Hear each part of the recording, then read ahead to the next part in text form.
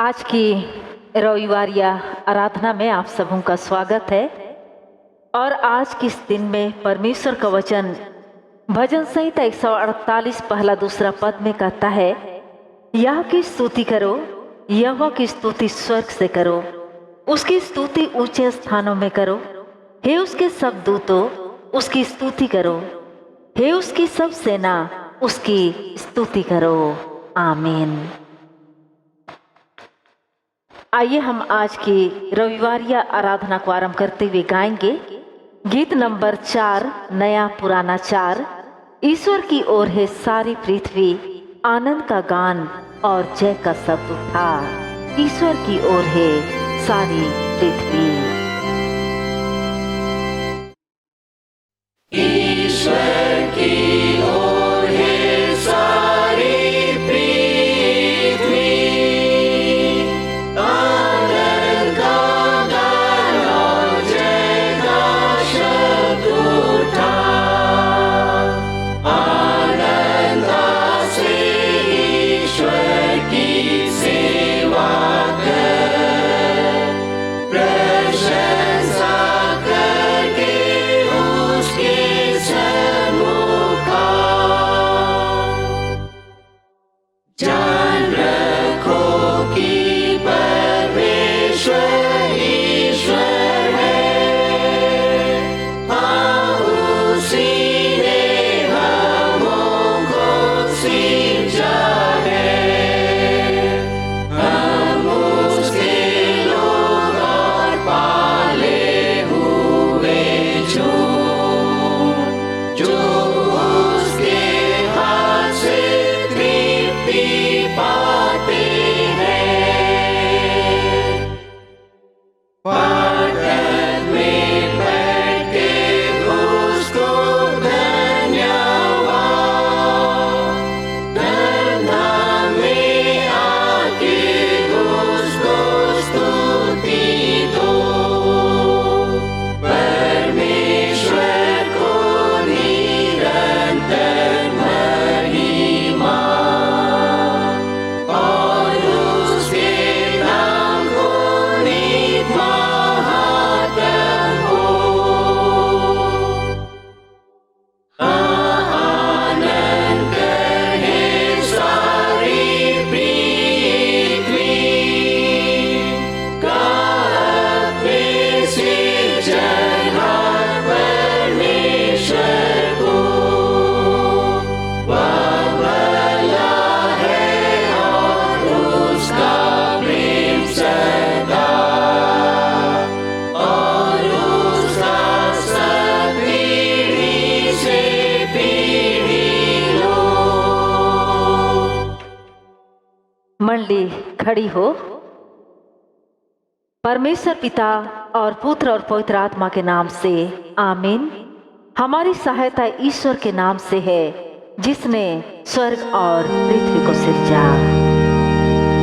स्तुति होवे पिता को और पुत्र को और पवित्र आत्मा को, जैसा हुआ आरंभ में, जैसा है और जैसा रहेगा, सनातन से सनातन लोग। आमीन। हम ईश्वर के सामने अपने पापों को दीनता से मान लें। हे सर्वशक्तिमान ईश्वर दयालु पिता, हम दीनता से अपने सब पाप और अपराधों को तेरे सन्मुख मान लेते हैं। तू अपने प्रिय पुत्र हमारे प्रभु यीशु ख्रीष्ट के कारण हम पर दया दृष्टि कर और हमारे सब पापों को क्षमा कर। आमीन। प्रभु हम पर दया कर, क्रिस्त हम पर दया कर। प्रभु हम पर दया कर। प्रभु परमेश्वर यूं कहता है, मेरे जीवन की सौगंध, मैं दुष्टों की मृत्यु से प्रसन्न नहीं, परंतु दुष्ट अपनी चाल से फिरे और जीवित रहे। यह हिजकेल 33:11। आमीन।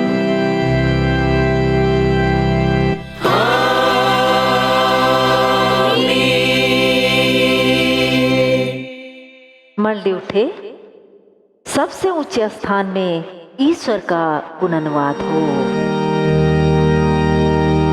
और पृथ्वी पर कुशल और मनुष्यों में प्रसन्नता हो।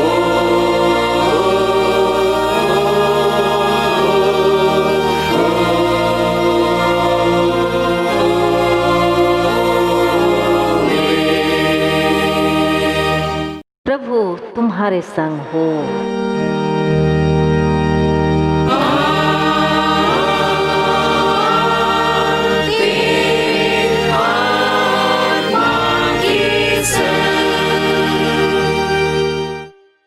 हम प्रार्थना करें। हे प्रिय प्रभु स्वर्गवासी पिता, हम तेरा धन्यवाद करते हैं कि तू अपनी कृपा से हमारा विनाश नहीं चाहता है, परंतु कि हम अपना मन तेरी ओर फिराएं और बच जाएं।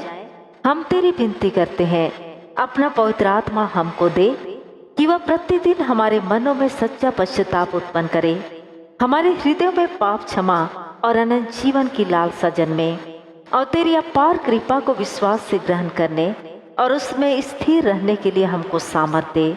हर प्रकार की परीक्षा में हमको संभाल, कि जिससे अनुग्रह के द्वारा अंत में परम सुखी हो जाएं, हमारे प्रभु यीशु ख्रीष्ट के कारण। आमीन।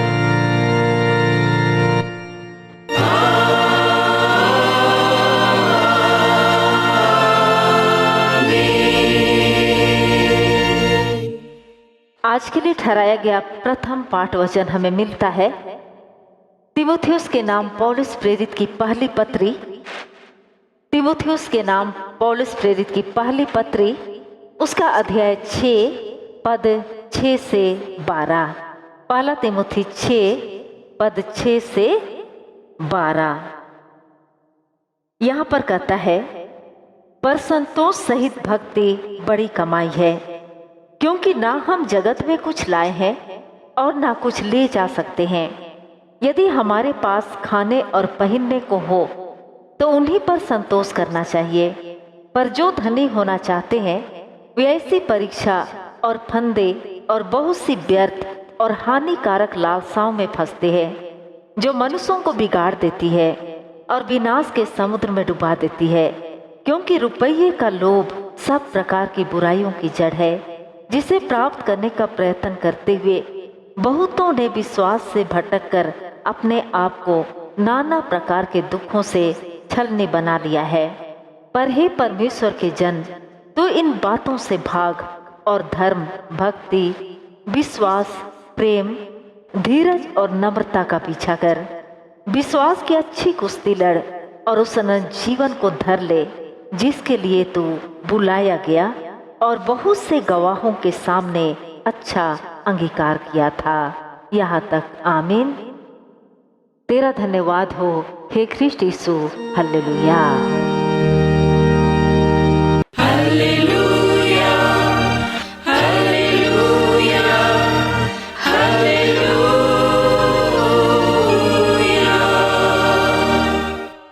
अब हम समस्त ख्रिस्तानी कलीसिया के संग अपने महापौत्र विश्वास को हम एक साथ मान लेकर यूं कहेंगे, मैं विश्वास करती हूँ परमेश्वर पिता पर, जो स्वर्ग और पृथ्वी का सर्वशक्तिमान सृजनहार है, और उसके इकलौते पुत्र अपने प्रभु यीशु ख्रीष्ट पर, जो पवित्र आत्मा से गर्भ में आया, कुंवारी मरियम से उत्पन्न हुआ, पंतुस पिलातुस की आज्ञा से दुख उठाया, क्रूस पर चढ़ाया गया, मर गया और गाड़ा गया, पाताल में उतरा, तीसरे दिन मृतकों में से जी उठा, स्वर्ग पर चढ़ गया और परमेश्वर सर्वशक्तिमान पिता के दाहिने हाथ बैठा है, जहाँ से वह जीवितों और मृतकों का विचार करने को फिर आएगा। मैं विश्वास करती हूँ पवित्र आत्मा पर, एक ही पवित्र क्रिश्चियानी कलीसिया, पवित्रों की संगत पर, पापों की क्षमा दे के जी उठने और अनंत जीवन पर। आमीन।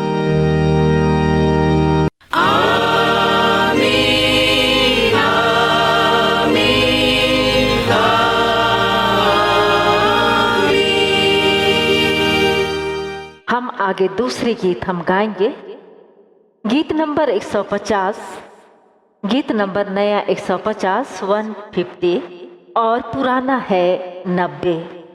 लड़ विश्वास का लड़न लड़, ओढ़ा हो स्वर्ग राज पकड़, अपना हथियार लगा अपने ढाल और खंग उठा, लड़ विश्वास का लड़न लड़।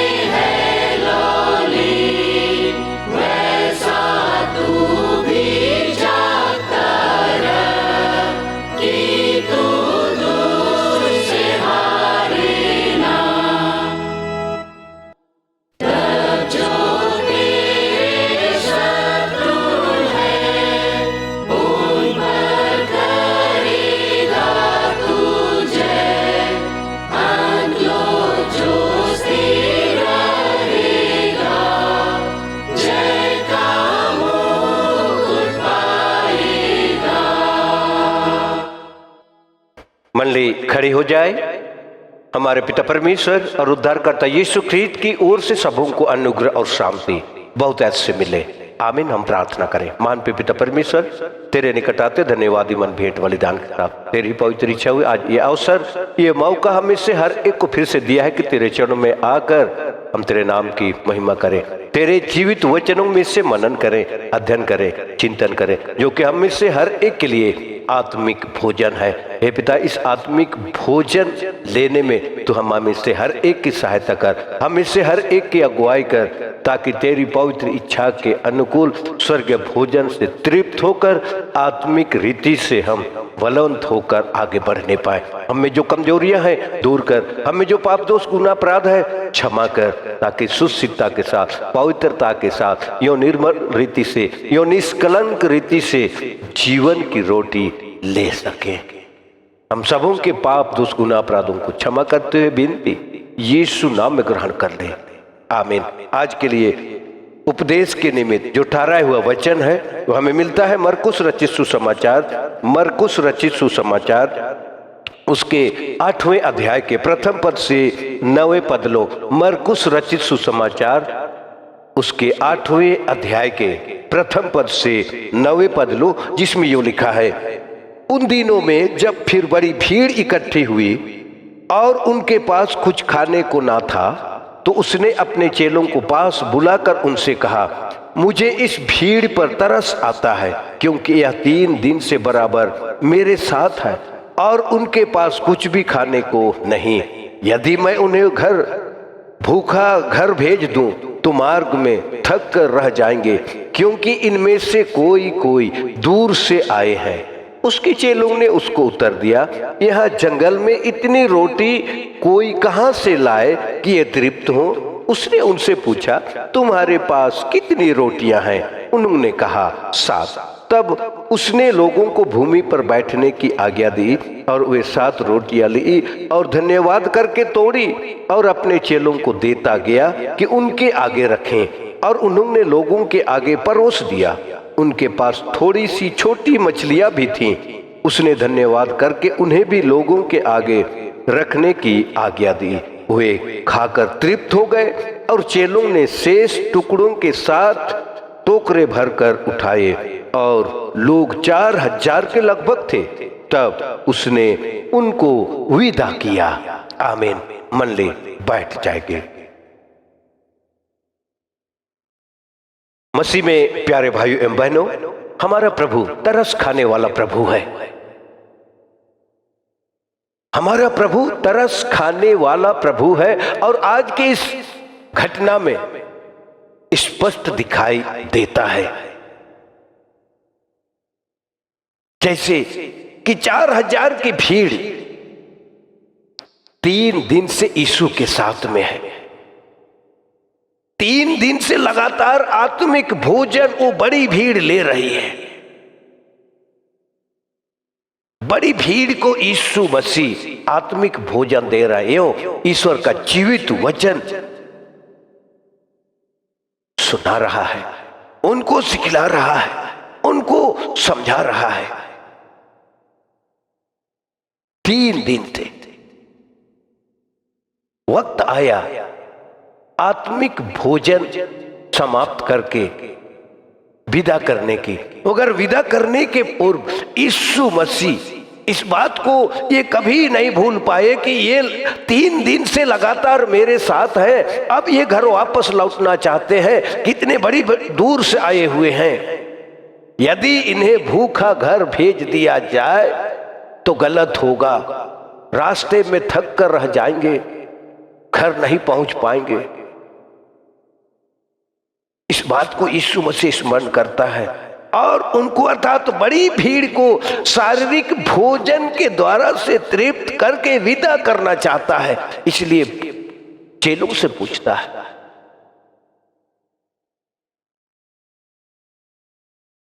कि तुम्हारे पास कितने रोटियां हैं? जवाब मिलता है 7 रोटियां हैं और कुछ मछलियां हैं। तो यीशु मसीह ने आज्ञा दी, लोगों को बैठाओ। बैठ गई, बड़ी भीड़ बैठ गई और धन्यवाद करके उससे तोड़ी और अपने चेलों को देता गया ताकि उनके बीच में परोसा जाए। और इस प्रकार से हम देखें कि बड़ी भीड़ तृप्त हो गई, बड़ी भीड़ तृप्त हो गई और फिर भी भोजन बच गया, भोजन बच गया। अर्थात और भी बहुतेरे लोग उस भोजन से तृप्त हो सकते थे। तृप्त करके उनको अर्थात बड़ी भीड़ को अर्थात 4000 की भीड़ को उसने विदा किया। प्यारे भाइयों बहनों, इससे पहले 5000 की भीड़ को 5 रोटियों और 2 मछलियों के द्वारा से उसने तृप्त किया था। 5000 की भीड़ को 5 रोटी और 2 मछलियों के द्वारा से तृप्त किया था। उस वक्त 12 टोकरियां भोजन बच गए थे। 12 टोकरियां। दोनों ही घटनाओं में हम देखें कि आत्मिक भोजन के बाद शारीरिक भोजन के द्वारा तृप्त करके उनको विदा किया गया। बड़ी भीड़ को विदा किया गया। कभी 5000 की भीड़ को विदा किया गया, कहीं 4000 की भीड़ को विदा किया गया। कभी 12 टोकरियां बच गए, कभी 7 टोकरियां बच गए, कभी 5 रोटियों के द्वारा से तो कहीं पर 7 रोटियों के द्वारा से, कहीं पर 2 मछलियों के द्वारा, कहीं पर कुछ मछलियों के द्वारा। प्यारे भाइयों एवं बहनों, इस घटना को जब हम गौर करते हैं तो हमारे बीच में ये बातें सामने आती हैं कि हमारी आवश्यकताओं से अधिक प्रभु के पास आशीषें हैं। प्रभु के पास इतनी आशीषें हैं कि वह आशीष जो है हमारी आवश्यकताओं से अधिक है। हमारी आवश्यकताओं से भी अधिक प्रभु के पास आशीष है। जिस आशीष के द्वारा से हमको वो दे सकता है, वो आशीष के द्वारा से हमको तृप्त कर सकता है, हमारी भूख को मिटा सकता है, हमारी प्यास को वो बुझा सकता है। आवश्यकता से अधिक आशीष प्रभु के पास है।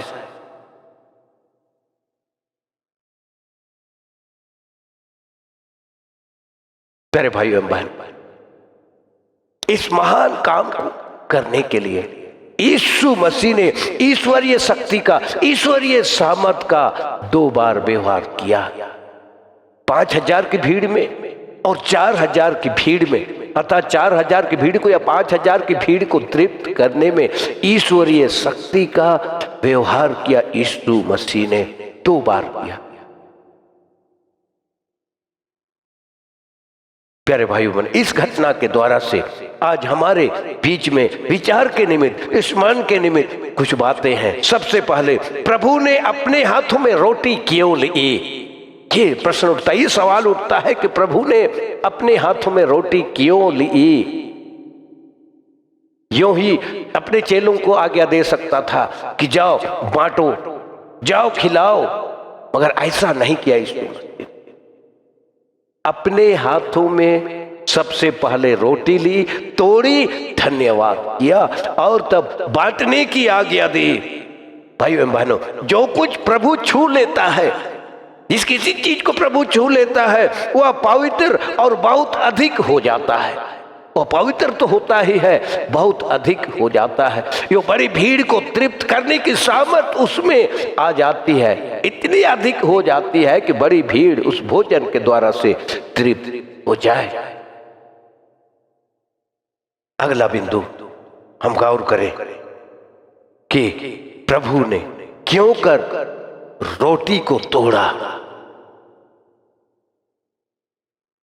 प्रभु ने क्यों कर रोटी को तोड़ा? बिना तोड़े ही क्यों नहीं दिया? ये सवाल उठता है। प्यारे भाइयों बहनों, हमारा प्रभु बनाने वाला तो है ही, तोड़ने वाला भी है, तोड़ने वाला भी है।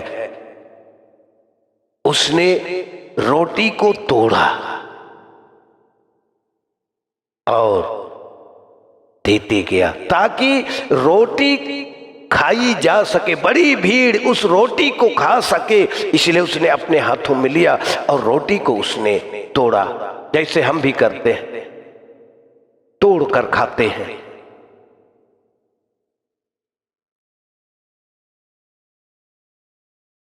अगला बिंदु, प्रभु ने क्यों कर रोटियों को बढ़ाया? क्यों कर रोटियों को बढ़ाया उसने? भाइयों बहनों, वह हमसे और हमारे द्वारा एक बड़ी भीड़ को तृप्त कर सकता है। वह हमसे और हमारे द्वारा एक बड़ी भीड़ को तृप्त कर सकता है। 5000 की भीड़ को खिलाने के, तृप्त करने के क्रम को हम देखें। एक लड़के के पास रोटियां थी। वह लड़का जिसकी रोटियों ने यह बड़ा काम यीशु के द्वारा किया, इस बात को कभी नहीं भूला होगा, कभी नहीं भूल पाया होगा कि मेरे पास जो रोटियां थी, उस रोटियों में से प्रभु ने इतनी बड़ी भीड़ को तृप्त करके फिर भी 12 टोकरियां बच गए। तृप्त हो गए, फिर भी 12 टोकरियां बच गए। इस बात को लड़का नहीं भूला होगा, और ना ही वो बड़ी भीड़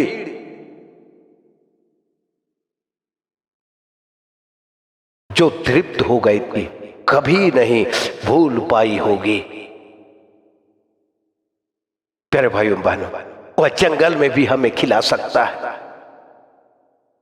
हमारा प्रभु इतनी सामर्थ्य रखता है, इतना ताकतवर है कि जंगल में भी हमें खिला सकता है। पहला उदाहरण हम लेवे, इस्राएलियों को मन्ना खिलाया। इस्राएलियों को मन्ना खिलाया जंगल में, वो भी जंगल में, घर में नहीं, किसी बड़े शहर में नहीं, बल्कि जंगल में मन्ना खिलाया। जब मिस्र से कनान के लिए यात्रा कर रहे थे उस वक्त, अर्थात ईश्वर अपने भक्तों की आवश्यकताओं को जानता है, चाहे वे जंगल में ही क्यों ना हो, रोटी खिला सकता है, रोटी खिला सकता है। दूसरा उदाहरण, भोजन ईश्वर की ओर से पहुंचाया जाता है।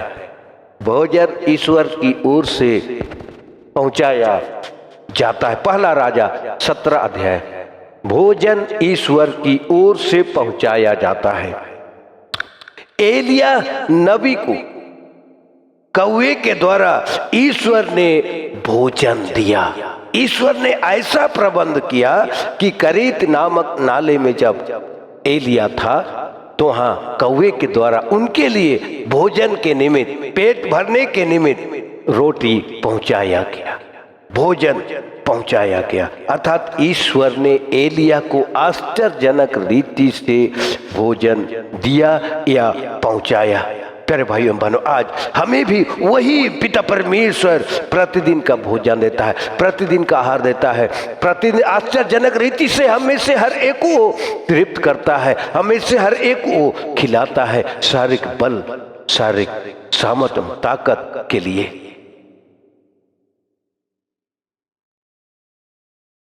अगला बिंदु, जीवन की रोटी ईश्वर से मिलती है। जीवन की रोटी ईश्वर से हमें से हर एक को मिलती है। यूहन्ना रचित सुसमाचार उसके 6वें अध्याय में वर्णन है।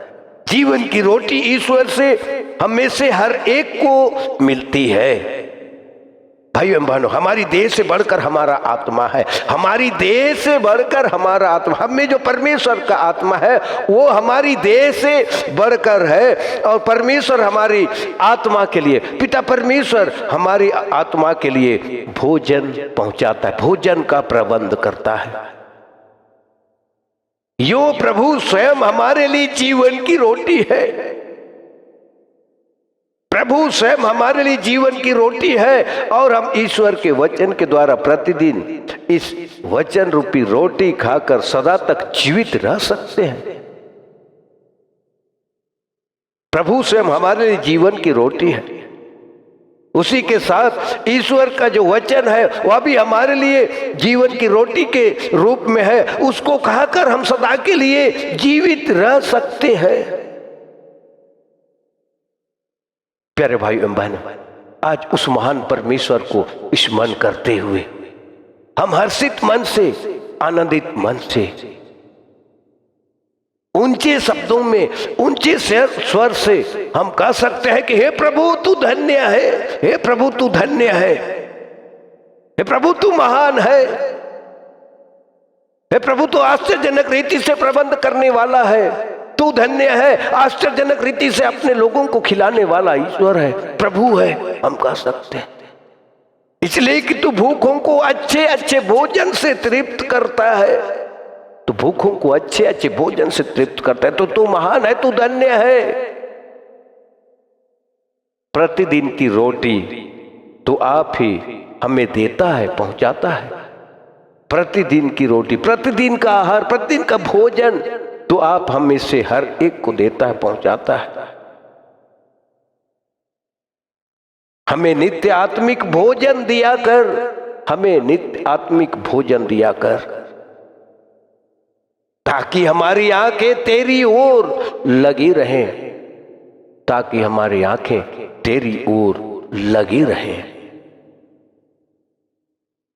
प्यारे भाइयों एवं बहनों, सचमुच पिता परमेश्वर आश्चर्यजनक रीति से प्रबंध करने वाला है, आश्चर्यजनक रीति से खिलाने पिलाने वाला है। आत्मिक भोजन की बातों को जब हम करते हैं तो पिता परमेश्वर हमें से हर एक के लिए प्रबंध कर दिया।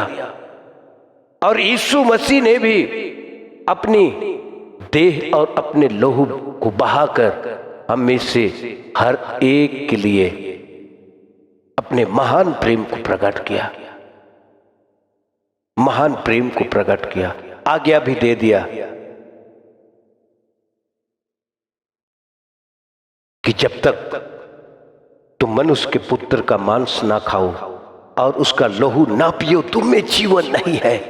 एक आत्मिक भोजन और संकेत करता है यीशु ख्रीस्त की देह जो हमको तृप्त करता है। यीशु के लहू से हम में से हर एक प्यास को मिटाता है। ना केवल प्यास को मिटाता है बल्कि पापों को भी वो लहू धो डालता है।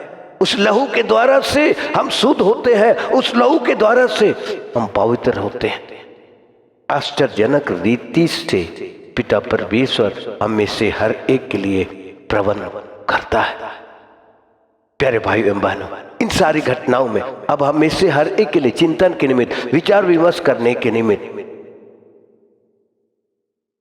हम यूं कह सकते हैं कि क्या हम आत्मिक भोजन के लिए प्रभु के पास आते हैं। वो हम में से हर एक को खिलाना चाहता है, हम में से हर एक को तृप्त करना चाहता है, वो बल देना चाहता है, सामर्थ देना चाहता है। आज की घटना को जब हम याद करते, 4000 की भीड़ 3 दिन से यीशु के साथ थी। आत्मिक भोजन उन्होंने खाया और उनके लिए यीशु मसीह ने प्रबंध किया और शारीरिक भोजन खिलाकर उनको तृप्त करके विदा कर दिया। क्या उस प्रभु के पास जिनमें इतनी सामर्थ है कि 5000 की भीड़ को, 4000 की भीड़ को अभी 5 रोटियों के द्वारा, 7 रोटियों के द्वारा तृप्त कर सकते, क्या हम उसके पास आते हैं? आज हमारे लिए, हम में से हर एक के लिए चिंतन करने का विषय है। यदि हम में आत्मिक भूख है तो हम आए। धन्य हुए जो धर्म के भूखे और प्यासे हैं, क्योंकि वे तृप्त किए जाएंगे। धन्य हुए धर्म के भूखे और प्यासे हैं। आत्मिक भोजन के यदि आप भूखे और प्यासे हैं तो आप तृप्त होंगे, मगर तृप्त होने के लिए प्रभु के पास आना होगा, प्रभु के निकट आना होगा। और हम कहें कि प्रभु तू धन्य है, तू तृप्त करने वाला है, खिलाने पिलाने वाला है। भाई बहनों, आज उस महान प्रभु के पास हमें आना है। आत्मिक जीवन हमारे साथ है, शारीरिक जीवन हमारे साथ है। शारीरिक जीवन के लिए शारीरिक भोजन और आत्मिक जीवन के लिए आत्मिक भोजन, जो कि परमेश्वर का जीवित वचन है, यीशु ख्रीस्त की देह है और उसका लोहू है, उसके लिए हमें आना होगा। यदि अब तक हम नहीं आ पाए हैं, आने में हम ढीली मारते हैं, हिचकिचाते हैं, तो आज अपने आप को हम दृढ़ कर लें, निश्चित कर लें, ताकि हम हमेशा के लिए, सदा काल के लिए जीवन की रोटी खाकर जीवित रह सकें। प्यारे भाइयों एवं बहनों, क्या हम अब सदा जीवित रहना चाहते हैं? कि प्रभु के संगति में आप हमेशा रहना चाहते हैं ताकि हम जीवित रह सकें? यदि जीवित रहना चाहते हैं तो हमें आना होगा, स्वर्गीय भोजन लेना होगा, आत्मिक भोजन लेना होगा, ताकि आत्मिक रीति से हम हमेशा जीवित रह सकें। आत्मिक रीति से हम ना मरे बल्कि जीवित रह सकें। इसके लिए हमें सोचना होगा, चिंता करना होगा, और इसके लिए प्रभु के पास हमेशा, जब भी हमको अवसर मिले, जब भी मौका मिले, उसके अनुग्रह के सिंहासन में आकर हम स्वर्गीय भोजन से तृप्त होने सके, तृप्त होने वाले बन सके। इसके लिए हम खुद को प्रयास करना होगा ताकि हम सदा जीवित रह सकें। प्रभु इस प्रवचन पर सबों को बहुतायत की आशीष सेंटमेंट दान करे। आमीन। हम प्रार्थना करें।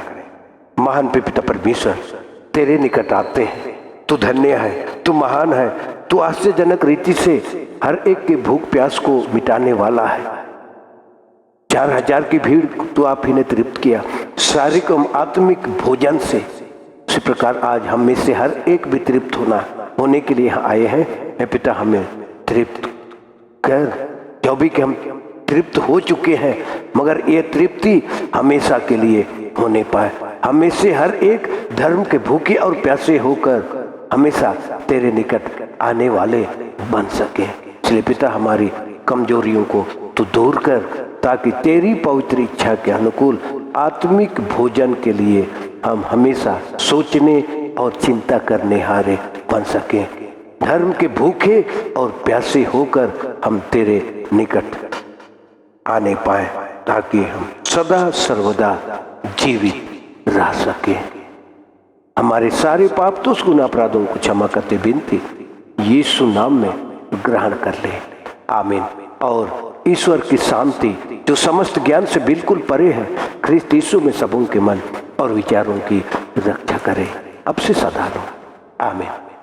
हम आगे तीसरी गीत गाएंगे, गीत नंबर 336, गीत नंबर नया 336, 336 सेवा में हम निरंतर रहें और यूं ख्रीस्त के आदेशों को पूरा करें, लेके शक्ति उससे और यूं हो के बलवान सारे जग में प्रचारे कि मुक्त मिलता त्राण। सेवा में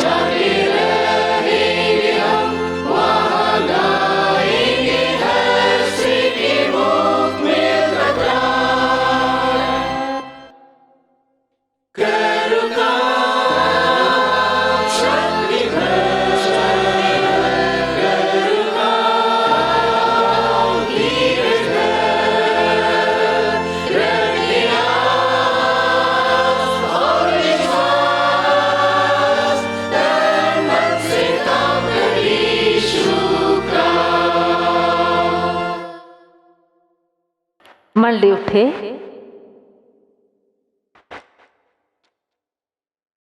हम गाएंगे धन है परमेश्वर।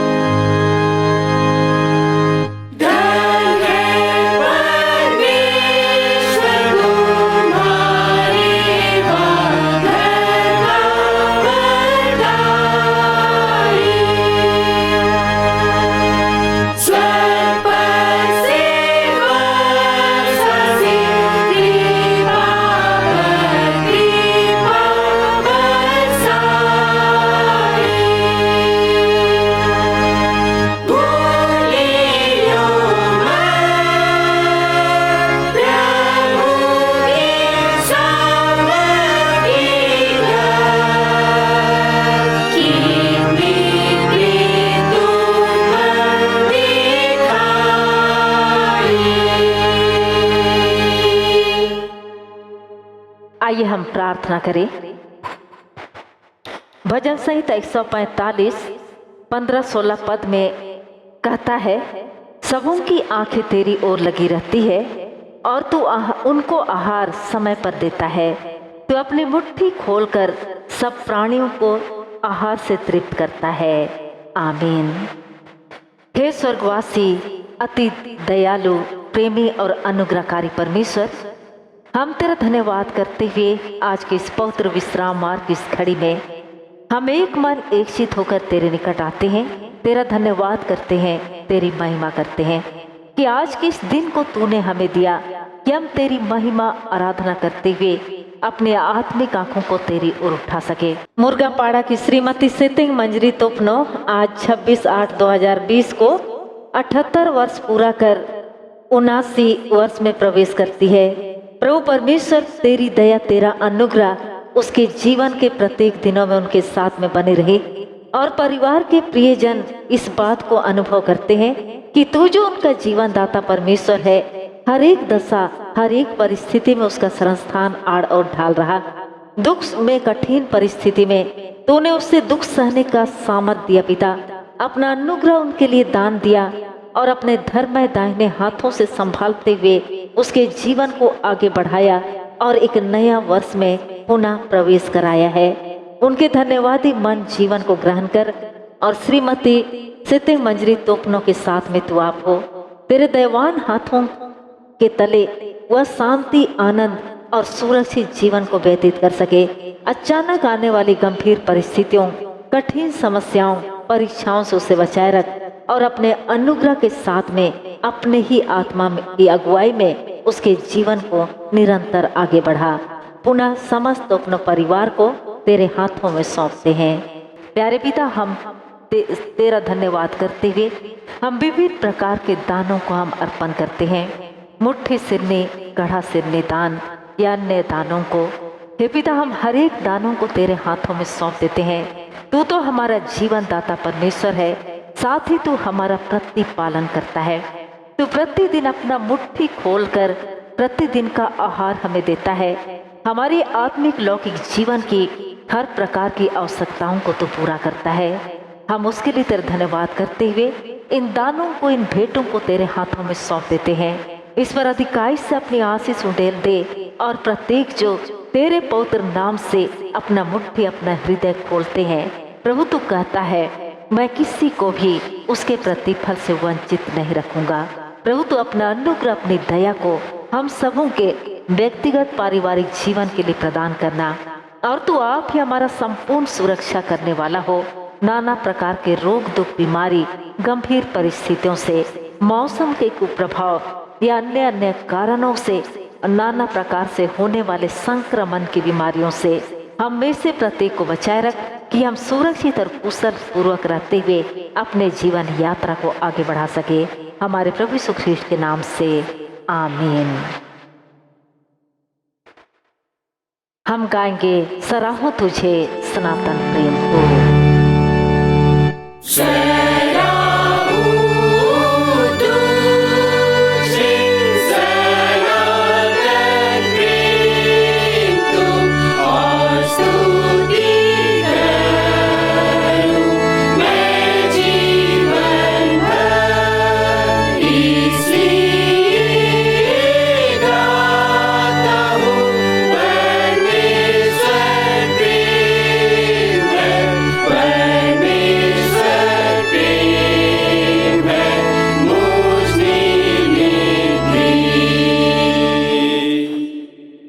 आइए हम प्रार्थना करें।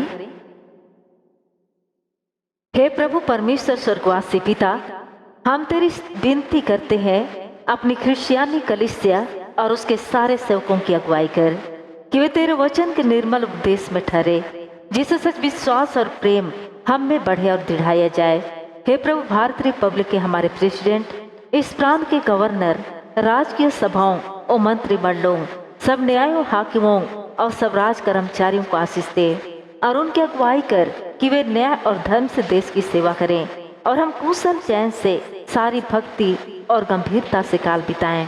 हमारी कलीसियाई सभाओं, सेंट्रल काउंसिल, डायसीजन काउंसिल और कलीसिया के अन्य मंडली सभाओं को आशीष दे कि वे इस मंडली को तेरी पवित्र इच्छा के अनुसार चलाएं। जगत की लुथेरन कलीसिया और देश विदेश के हमारे सभी ख्रिस्ट विश्वासी मित्रों को आशीष दे कि हम ख्रिस्टीय प्रेम और सहयोग में आगे बढ़ें और जगत में तेरी साक्षी के लिए अधिक सामर्थ पाएं। हमारे कलीसिया के सब काम पर आशीष दे, लड़के लड़कियों की शिक्षा पर आशीष दे कि वे तेरे भय, प्रेम और भरोसा में बढ़ते जाएं। कलीसिया के विद्यालयों, शिक्षण प्रशिक्षण महाविद्यालयों और अन्य संस्थाओं को संभाल और उनको बढ़ती दे और उनके द्वारा कलीसिया के लिए आत्मिक और लौकिक आशीष दे। खेती बाड़ी और हर एक काम उद्यम को सफल कर, जिससे हर कोई सुविवेक से तेरे आगे चले और अपनी जीविका पाए। अपनी कृपा से उन सबों पर दृष्टि कर जो कंगाल पर, रोग और नाना प्रकार के सकेती और दुख में है, उनको शांति दे। हमारे कलीसिया के सब भाई बहनों की रक्षा कर जो दूसरे देशों में चले गए हैं, कि वे सब जोखिम और परीक्षाओं में विश्वासी ठहरे। हम उनके लिए भी तेरी विनती करते हैं जो मंडली से निकाले गए उलट हुए हैं, उन पर भी दया दृष्टि कर कि वे सच्चे पश्चाताप से तेरी ओर फिरे। सब मनुष्यों का त्राणी ठहर और उन पर जो अंधियारे में बैठे हैं मुक्ति का उजाला प्रकाश कर। हमको अपश्चाताप में मृत्यु से बचा और अंत में अपने प्रिय पुत्र हमारे प्रभु यीशु ख्रीष्ट के द्वारा स्वर्ग राज में ग्रहण कर।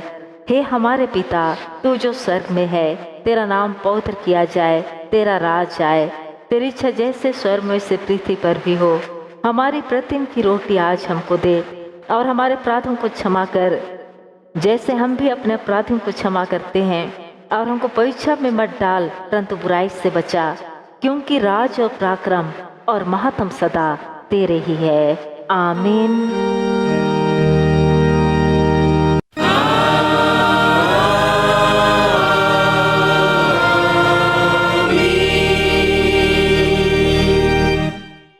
अब प्रिय की ईश्वर का आशीर्वाद विश्वास एवं दीन मन से ग्रहण करें। परमेश्वर तुझे आशीष दे और तेरी रक्षा करे। परमेश्वर अपना मुंह तुझ पर प्रकाश करे और तुझ पर अनुग्रह करे। परमेश्वर अपना मुंह तुझ पर प्रकाश करे और तुझे कुशल दे। आमीन।